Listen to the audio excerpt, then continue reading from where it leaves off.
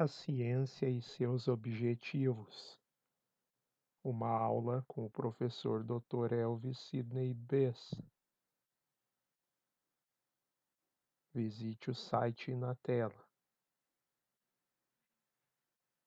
Nessa aula vamos estudar acerca da ciência, o método científico e seus objetivos, com especial enfoque na química, a química enquanto ciência e seus objetivos.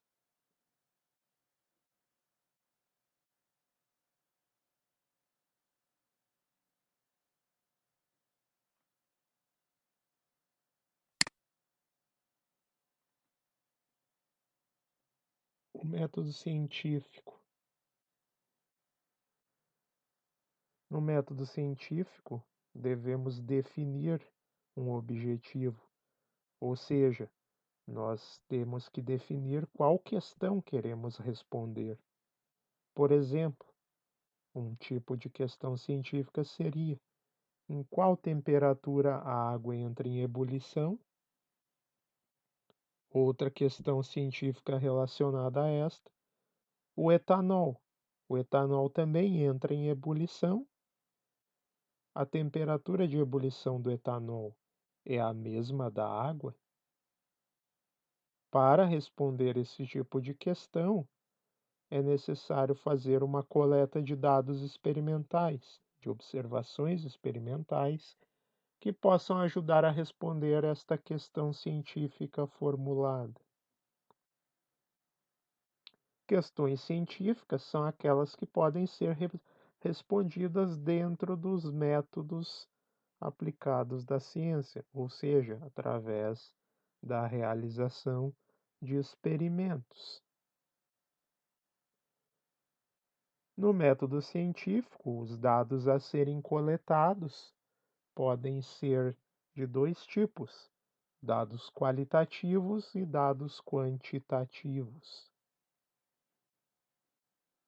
Dados qualitativos são observações descritivas, enquanto que dados quantitativos consistem em números, quantidades, obtidas através de medidas realizadas com instrumentos apropriados. Por exemplo, a temperatura, ela é um valor numérico, portanto, é um dado do tipo quantitativo. É uma quantidade numérica que pode ser obtida com o uso de um instrumento chamado termômetro.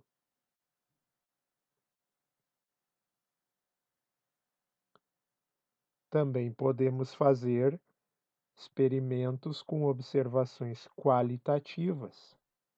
Dados qualitativos são observações descritivas.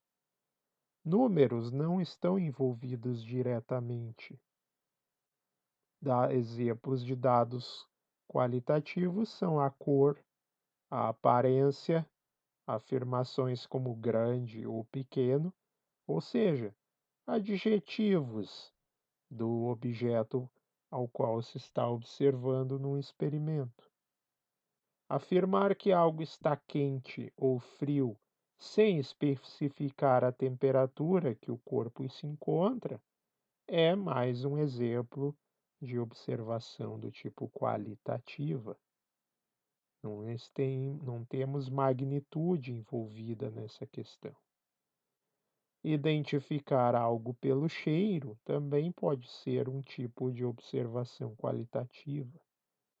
Ou seja, são observações onde não acontecem medições instrumentais que gerem valores, valores numéricos.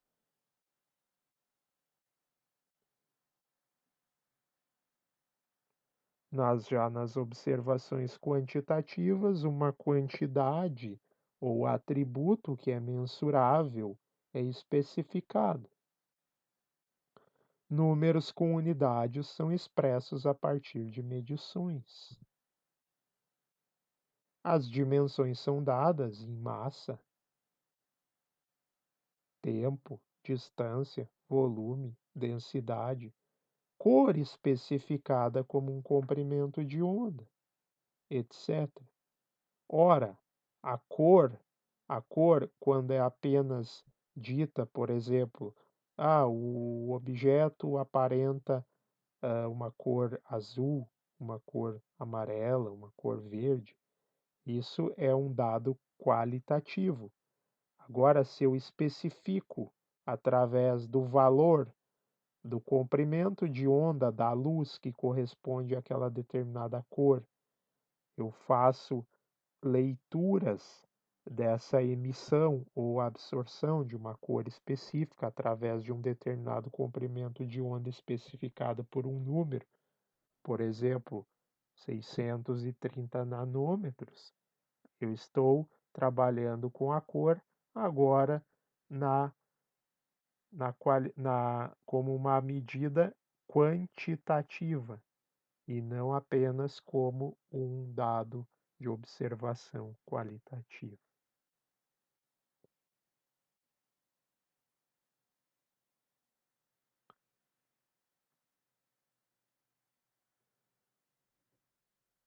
No método científico, as observações experimentais qualitativas e quantitativas podem resultar na formulação, então, de hipóteses, leis naturais e teorias científicas. Vamos ver cada uma desses itens, o que que significa dentro do contexto do método científico. O que é uma hipótese? Uma hipótese é uma proposta enunciada como a possível razão da ocorrência de um determinado fenômeno ou fenômenos que foram observados. Ou seja, é uma primeira explicação que racionaliza uma determinada observação experimental. Se as hipóteses forem apoiadas por um número suficiente de observações experimentais obtidas sob uma ampla variedade de condições, elas podem fazer parte do corpo de uma teoria científica. Ou seja, para que hipóteses se tornem uma teoria, é necessário que sejam feitas várias observações que apoiem aquela explicação oferecida para um determinado fenômeno observado. Veja que teoria, no sentido coloquial, no sentido do dia a dia das pessoas, é o mesmo, não tem o mesmo significado dentro do método científico, ela se assemelha mais ao que seria apenas uma hipótese, ou nem isso na maioria dos casos, só uma, uma sugestão de algo no sentido coloquial da palavra. No método científico, as hipóteses devem ser exaustivamente testadas. Para testar as hipóteses, mais e mais novos experimentos devem ser planejados e executados. Se os experimentos apoiam as hipóteses formuladas, então se realizam mais experimentos para verificar se os resultados podem ser reproduzidos em diferentes condições e por diferentes cientistas. Isso é muito importante porque pode acontecer que a pessoa que esteja fazendo um determinado experimento, ela esteja agindo na ânsia de comprovar uma determinada hipótese, de ter determinada sugestão racional para um determinado problema, e ela só consiga enxergar os fatos e as observações que apoiam aquela hipótese. O nome disso é viés. A pessoa está tendo um olhar enviesado para as observações do experimento. Por isso é importante que os experimentos sejam cuidadosamente reportados na literatura, de maneira que outros cientistas com outros olhares, outras perspectivas, possam tentar reproduzir. Ou seja, no método científico, as observações devem ter reprodutibilidade. Não adianta nada você fazer um experimento e depois um cientista na China tentar reproduzir o experimento e não ter resultado nem mesmo semelhante aos obtidos por você. O nome disso é reprodutibilidade. A reprodutibilidade é uma condição necessária para que se possa formular uma teoria saudável, uma teoria cientificamente saudável.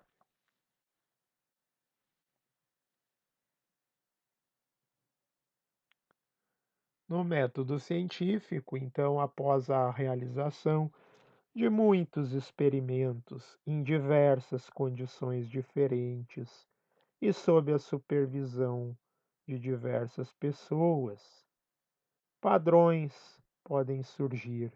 Podem então ser observados padrões que se repetem mesmo em diversas condições e sob a observação de diversos cientistas treinados.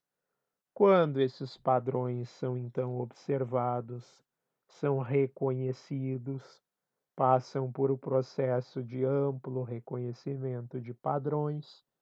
Esses padrões, então, podem ser registrados na forma de relações, relações de causa e efeito, que geralmente são expressos como relações matemáticas, como equações que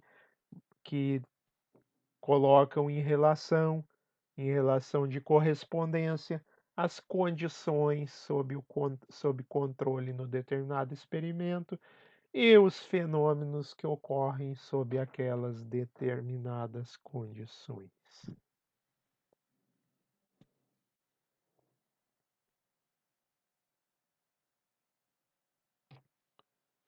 Quando surgem essas relações, elas podem ser resumidas, podem ser enunciadas de maneira concisa, resumida, e esse enunciado então é chamado de uma lei científica ou uma lei da natureza. Então, a natureza apresenta leis naturais que podem ser tornadas evidentes através de determinados experimentos controlados. Por exemplo, a lei de conservação de matéria nas reações químicas. Esse é um exemplo de uma lei natural observada experimentalmente. O cientista francês Antoine Lavoisier, que viveu entre os anos 1743 até 1794, realizou uma série de experimentos, principalmente reações de combustão, na qual ele media a massa antes e depois da reação, e ele descobriu que então a matéria não pode ser criada nem destruída, pois a massa é conservada nas reações químicas, ou seja, a massa de reagentes que é colocada no reator pode ser verificada depois de ocorrida a reação. Ele então aperfeiçoou balanças que permitiram fazer medidas mais exatas de massa e assim determinar que a massa permanecia constante ao longo das reações químicas, enunciando então a famosa lei de conservação de massa ou lei de conservação da matéria nas reações, transformações químicas.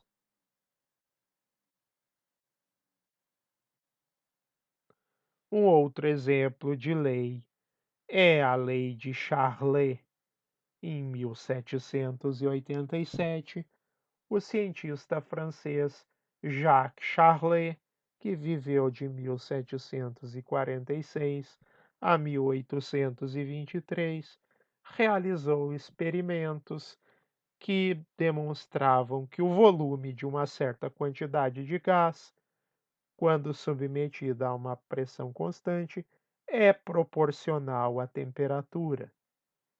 Como se observa no gráfico abaixo, temos no eixo das abscissas x, nós temos a temperatura expressa em graus Celsius, e no eixo das ordenadas temos o volume do gás em mililitros. Uma determinada amostra de oxigênio se comporta com seu volume variando proporcionalmente à temperatura dada, o mesmo acontecendo com o hidrogênio.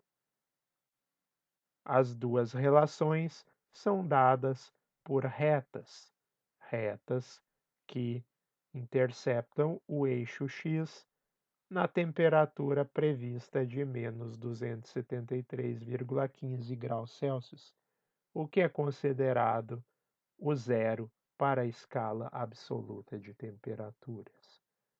O enfoque aqui é demonstrar que ele fez uma observação, a observação de que o volume de uma quantidade fixa de gás numa determinada pressão mantida constante é diretamente proporcional à temperatura.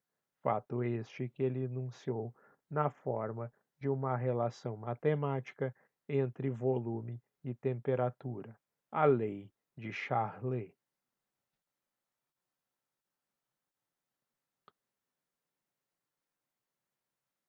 Quando se estuda uma determinada classe de fenômenos relacionados, podem ser observados um conjunto de várias leis, um conjunto relacionado de leis, agrupados sobre um determinado assunto, podem dar surgimento a uma teoria científica, que unifica e trabalha com aquelas leis da natureza descobertas.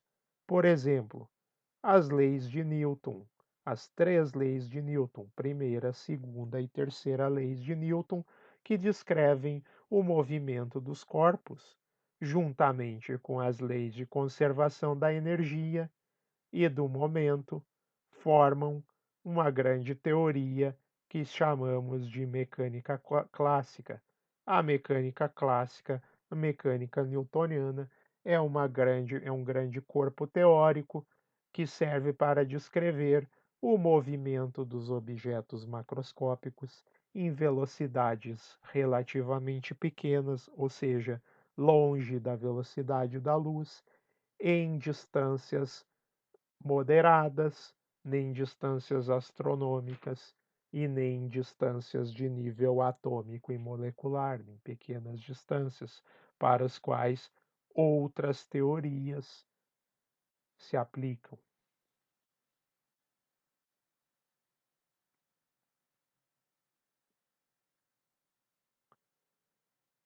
Em resumo, o método científico trabalha com hipótese, lei e teoria. Uma hipótese é uma tentativa de explicar ou prever algo com base em observações experimentais.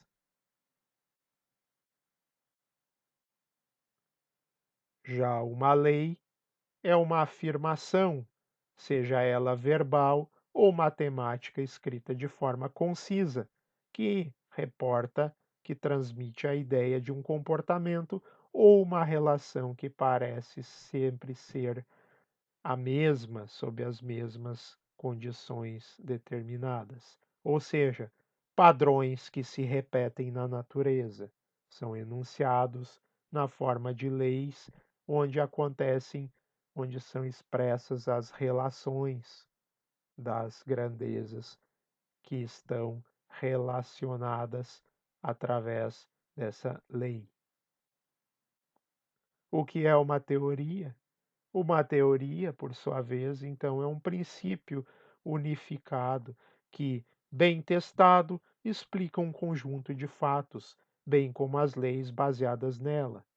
É capaz de sugerir novas hipóteses que podem ser testadas de forma experimental.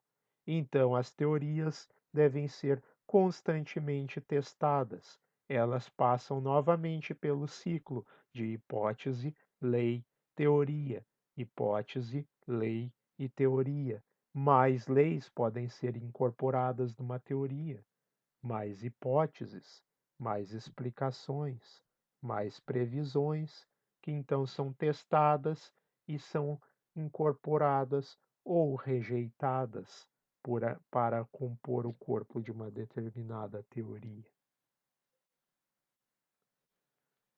Dentro do conceito de ciência, dentro dos conceitos do método científico, dentro do arcabouço de conhecimentos que consideramos ciência, nenhuma teoria pode ser provada com total certeza por experimentos.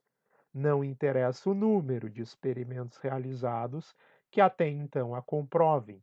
Você pode realizar uma centena de experimentos que sempre comprovam uma teoria. E no 101º experimento, no experimento de número 101, a teoria inteira pode desabar por uma determinada observação que destrói completamente a teoria.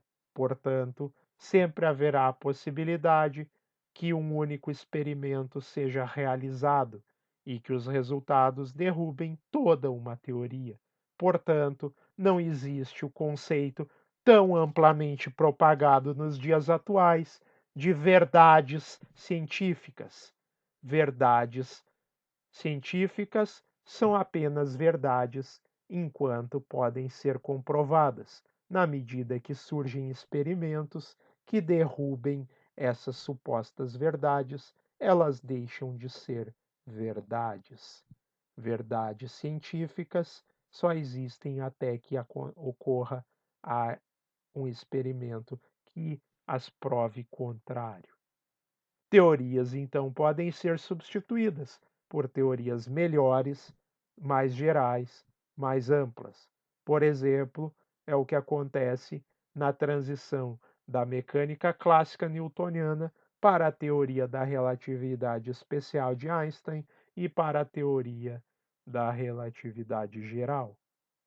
A mecânica newtoniana é apenas um caso específico da teoria especial da relatividade, no qual as velocidades são pequenas comparadas com a velocidade da luz, mas a teoria mais ampla é a teoria especial da relatividade, que explica o movimento, que fornece uma teoria para o movimento dos corpos de maneira mais ampla e geral, que abrange mais um intervalo maior de velocidades. E ainda a teoria geral da relatividade, que explica a gravitação de uma maneira que a teoria clássica, da mecânica clássica, não consegue explicar. Ela apenas enuncia a gravitação como uma lei da natureza, sem oferecer uma explicação, como é oferecida através da teoria geral da relatividade, onde então a atração, a gravitação, atração entre os corpos e a gravitação universal, então, é explicada através de uma teoria geométrica do espaço-tempo, através de conceitos de curvatura do espaço-tempo, que então determinariam a trajetória dos corpos. A maioria das teorias científicas representam somente um recorte, uma porção da realidade e, portanto, são sempre limitadas. Limitadas no seu escopo, limitadas nas conclusões que podem ser tiradas dela.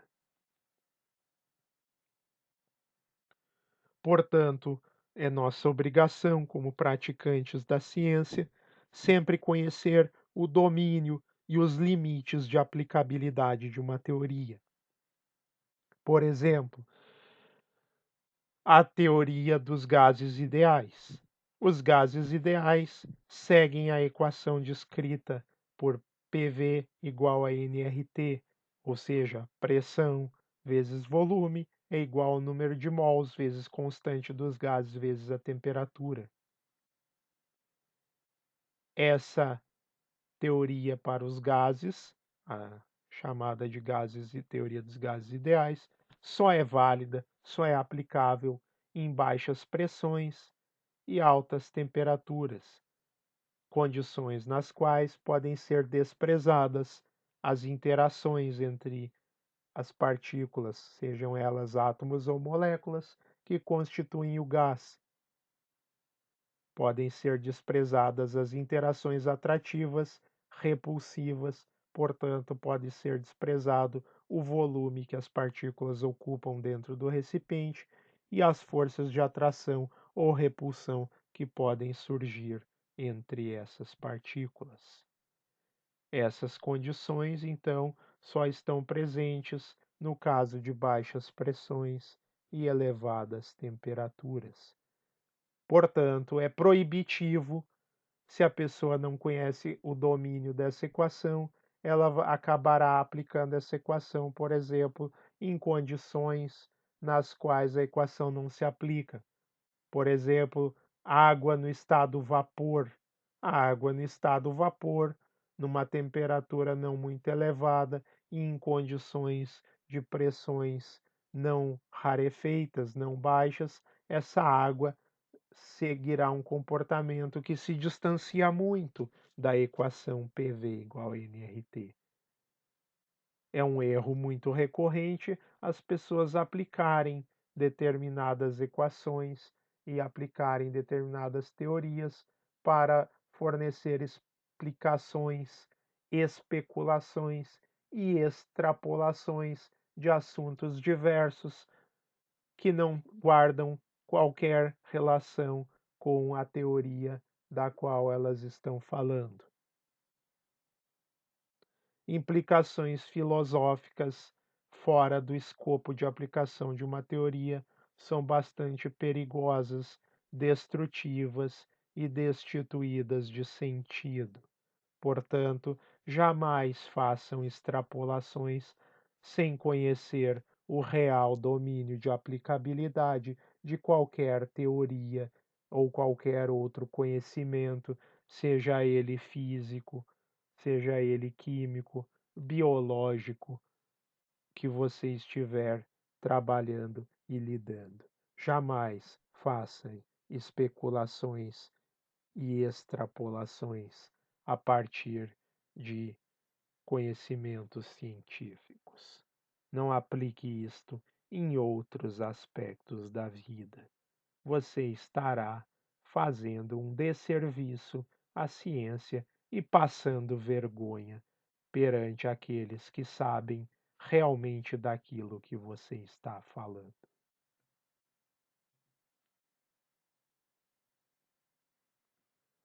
Um outro aspecto é muito importante que os resultados experimentais sejam reproduzíveis, ou seja, você tem que repetir o experimento e ele tem que dar um resultado parecido com o do experimento anterior, se as condições se mantiverem constantes.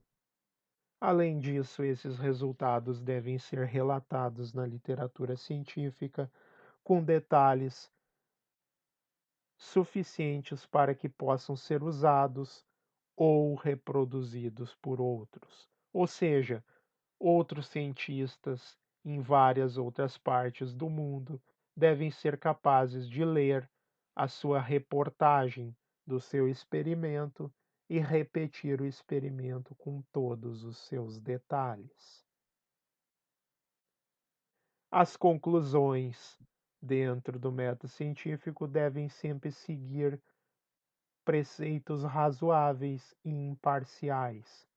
Você não deve colocar as suas crenças particulares, sejam elas de ordem de qualquer que seja, podem ser de ordem política.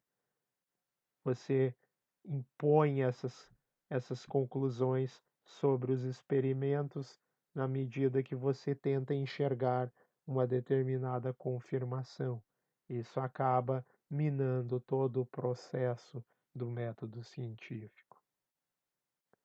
Finalmente, o crédito deve ser dado para aquilo que é merecido, ou seja, ciência feita de qualidade deve ser publicada e anunciada para toda a comunidade científica e para toda a sociedade, onde e com isso também as pessoas que a produziram devem receber o crédito que lhe é merecido.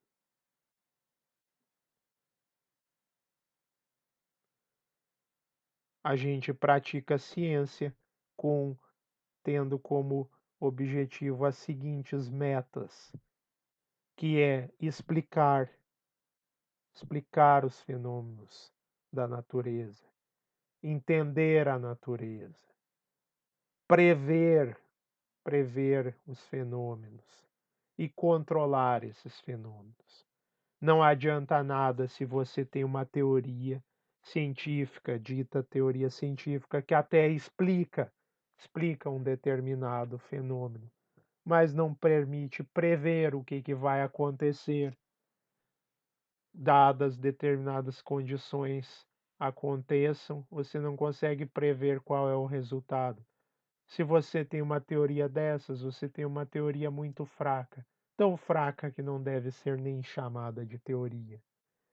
É normal verificar em diversas ciências que aparecem por aí, onde se constroem teorias que pretendem explicar e entender fenômenos, principalmente no campo social, mas elas não permitem prever nada.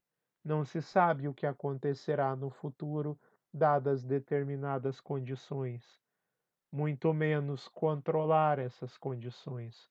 Portanto, são teorias que só conseguem preencher as metas de explicar e entender os fenômenos, mas não permitem prever nem controlá-los.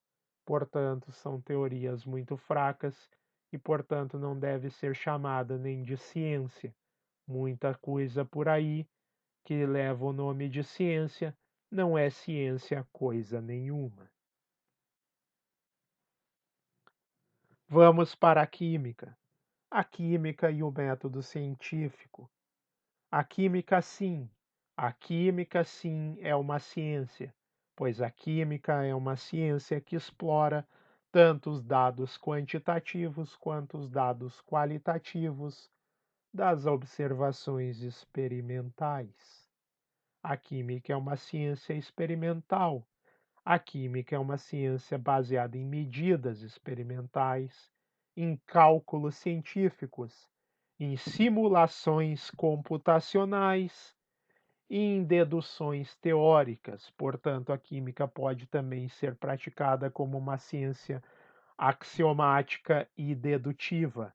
A química moderna é principalmente baseada em simulações computacionais e deduções teóricas a partir de formulações axiomáticas da termodinâmica e da mecânica quântica.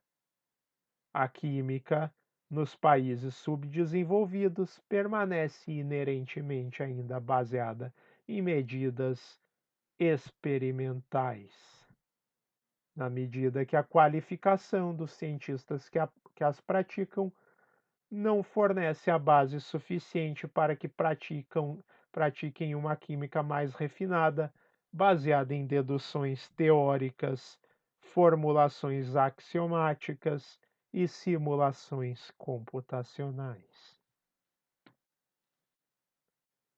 Mas o que vem a ser a química? A química é o estudo das propriedades das substâncias e de como essas substâncias reagem umas com as outras, gerando outras substâncias. O conhecimento da química, portanto, é necessário na ciência e tecnologia dos alimentos, porque tanto o armazenamento quanto a conservação o processamento e a industrialização dos alimentos depende muito do conhecimento dos processos físico-químicos nas suas diversas operações.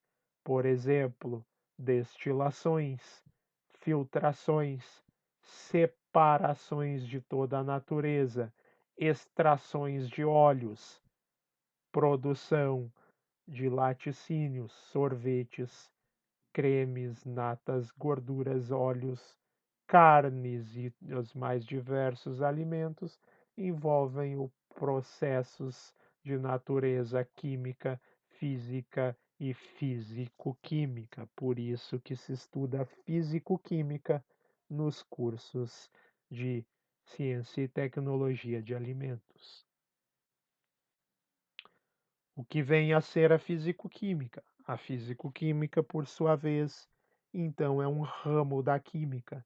É um ramo da química que tem como proposta prever quais transformações ocorrem e quais não ocorrem sob determinadas condições restritivas. Ou seja, numa uma transformação que é colocada em situação de controle de uma determinada pressão e de uma determinada temperatura, a pergunta que deve ser respondida, deve ser feita uma previsão. Determinada reação acontecerá nessas condições ou não acontecerá. Então, a fisicoquímica possui ferramentas que permitem prever a direção e a ocorrência das transformações.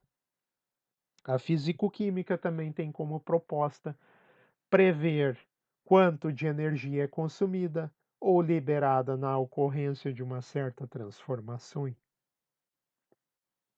Essas duas questões são questões respondidas por a ciência da termodinâmica. Então, a termodinâmica é uma ciência ou um ramo da ciência, um ramo da física, um ramo da físico-química. É um arcabouço teórico que fornece as ferramentas necessárias para fazer as previsões das transformações e do fluxo de energia que acontece nessas transformações. Outro aspecto que a físico-química fornece é prever quanto tempo leva para uma determinada transformação ocorrer. Essas são as chamadas questões de cinética química, que estudaremos ao longo do semestre. A físico-química também pretende explicar, em termos de interações de átomos, moléculas, elétrons e fótons, o porquê dessas transformações ocorrerem do modo como são descritas pela termodinâmica e pela cinética química. Para isso, se lança a mão da mecânica quântica e da mecânica estatística. Na mecânica quântica, é possível estudar as interações e as estruturas dos átomos, moléculas, elétrons, suas interações e as interações com a radiação eletromagnética e com o campo de fótons, as partículas virtuais de luz. Tudo isso pode ser estudado dentro da mecânica quântica e na sua aplicação na química, chamada de química quântica. Já a mecânica estatística fornece uma maneira de relacionar as energias obtidas na mecânica quântica, as estruturas obtidas na mecânica quântica, com as propriedades termodinâmicas e o tempo que leva para as transformações acontecerem dentro dos conceitos de cinética química. Portanto, uma mecânica estatística de equilíbrio, chamada também de termodinâmica estatística, permite relacionar as grandezas microscópicas relacionadas aos átomos, moléculas, elétrons e fótons com as grandezas macroscópicas da termodinâmica, tais como energia interna, entalpia entropia, energia de Gibbs, energia de Helmholtz.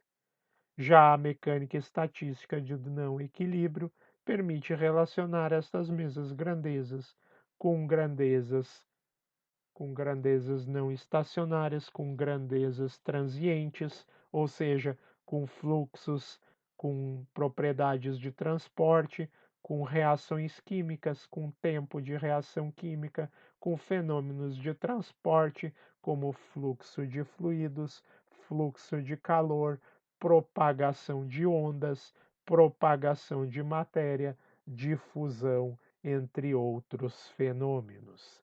Esses todos abarcados pelas relações estudadas dentro da mecânica estatística de não equilíbrio, mais um dos sub-ramos da físico-química, dentro dos conceitos de físico-química, dentro dos conceitos da química, na sua interface com a matemática e a física. Então, este é o estudo que temos à nossa frente, dentro dos estudos da físico-química, conforme veremos ao longo deste semestre. Se você gostou desse vídeo, deixe o seu like e compartilhe com seus amigos. Até a próxima aula.